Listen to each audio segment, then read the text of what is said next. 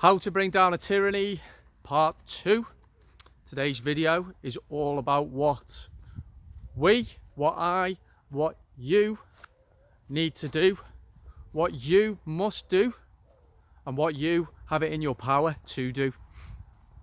Now, yesterday's video, how to bring down a tyranny part 1, was focused on the ego and how we are reliant on very many people overcoming their ego, admitting that they were wrong and joining us. So take a little look at that video. I'll put a link in the description to it. But today's content is centered around practical tips on what we all need to do. It is our duty to do these things. So I'm going to break it down to 3 very simple, practical steps. Okay. Step 1, civil disobedience. You will have heard the term, and it's something that we in the UK are not very good at when compared to other countries. Our nearest example would be France, who have a completely different approach to matters relating to state overreach. Civil disobedience needs to be peaceful. And the reason why I'm doing this video today is because there is an ever-present threat of the peaceful situation that we have now suddenly manifesting into something violent, and we do not want that. There is a way out of this peacefully, but it is incumbent on me and you taking responsibility. I've remarked on this so many times now about how, whilst our movement is certainly gathering momentum, and it is, and I am more optimistic, and I'm not just saying that, we could accelerate it so much quicker if we decided to stop sharing information so much, putting so much time into sharing information about what's going on, who said what's going on where. This is all important. But I feel a lot of people are in this state of inertia, spending too much time on Telegram and Facebook, sharing content, other people's videos and blogs and whatever, rather than getting out there. I am aware that more and more people are finding each other, and we are forming these small to medium-sized groups now. I'm part of one. Absolutely amazing people. And that sense of isolation that I had last year, I now feel a sense of unity. But, and this is the absolutely crucial thing, we have to, as well as talking to each other and supporting each other and inspiring each other, we've got to engage more. We've got to engage with the general public. That's the civil disobedience I'm talking about, not just ignoring rules that we think are immoral, but voicing, being very, very vociferous in what we feel and what we think, and trying to spread our message in a way that is proactive and in a way that may cause people's minds to be opened. Because as we know, there are still far too many people who are coming at this from just the mainstream media angle. So what I say is, what can we do? What just one thing can we do every day to try to influence somebody who may be on board with the mainstream view? What can we do? Can we engage random people in conversations on the street? Can we talk to our neighbours? Can we find a different way of trying to open up a conversation with a family member or a friend? Is there any literature that we can distribute? Any newspapers? I'm probably not allowed to mention the newspaper. Oh, sorry, the light paper. Don't know whether I'm allowed to say that. Distribute the light paper. Or what about Maybe doing what I do here, creating a video and saying, this is how I feel. Get yourself out there. This is not a time. This is not a time for comfort. We've got to do more. We've got to get uncomfortable. I tell you what, you really, really feel like you grow as a person the more you get out your comfort zone anyway. That's the civil disobedience that needs to happen. Try and wake up one person per day. So that's point one. Stop sharing the content all the time. Stop ruminating and obsessing about what might happen. Definitely don't be looking to others to provide the leadership and the inspiration, because it's within your capabilities and it's within your power, and it is the duty of every man and woman to take their responsibility seriously with regard to this. It's the only way that you bring down a tyranny, is by individuals taking their individual responsibility. Point two, simplify things. When you're talking to people, simplify. If you open up a conversation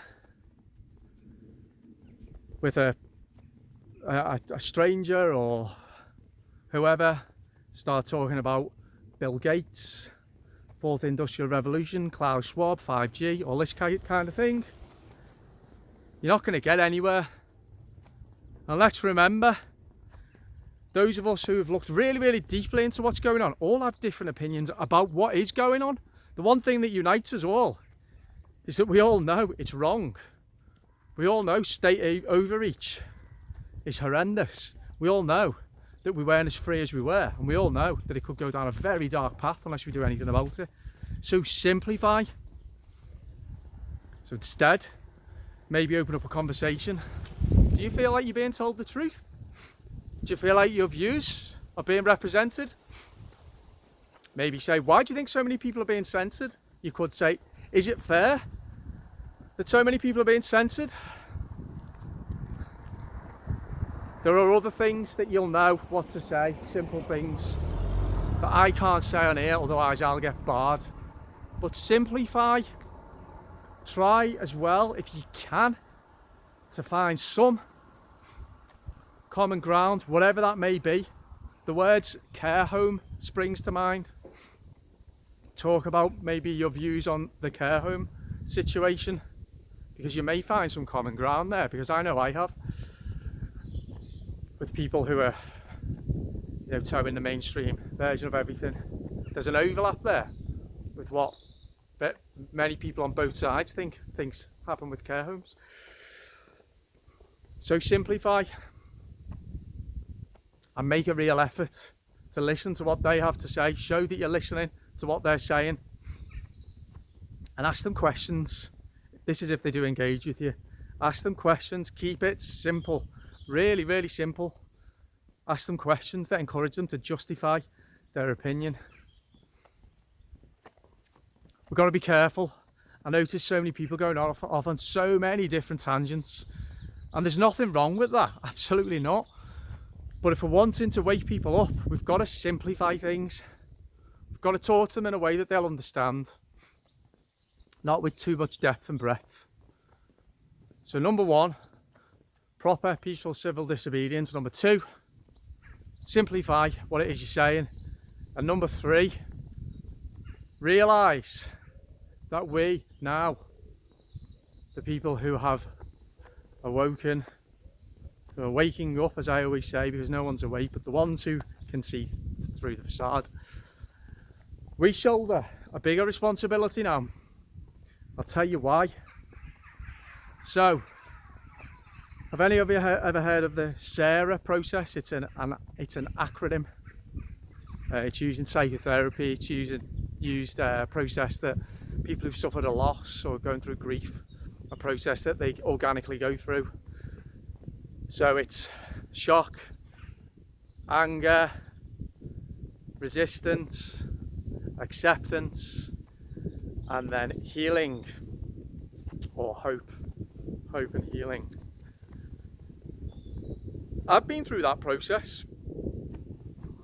I have made peace now with the fact that the world, as it was in early 2020, is not the world for us anymore. It's impossible for us to go back to that world. That was the sense of shock and loss, and adding feelings of isolation, helplessness, anger, resentment, all of these things. Well, having gone through that process, I now feel psychologically very strong, and I feel like ahead. I feel like everything's behind me, and that I'm able to try to lead in my own little way. Now, if you're watching this video and you've also gone through that process, you've reconciled yourself with what's gone on, you're feeling emotionally more able to deal with it, you're feeling psychologically strong. Well, that demonstrates that you too have gone through that process organically. And now we need to be there for the people who are just a little bit behind us. Who knows why people wake up at different stages? I don't know. I don't know what there is that I still need to wake up to as well. But just with regard to this, people who are a little bit behind us in the process, give them a helping hand, be there for them. Remember that we went through this as well, so we need to remember to empathise, encourage, not be by their side, but just show understanding, answer their questions, help allay their concerns. Words of encouragement are needed until you get them to the point where they then also realise that they are needed, that they have a duty. And that's point 3. So I think we all need to remember, I keep saying it, the solution's so simple, but it's incumbent on millions of people simplifying what needs to be done.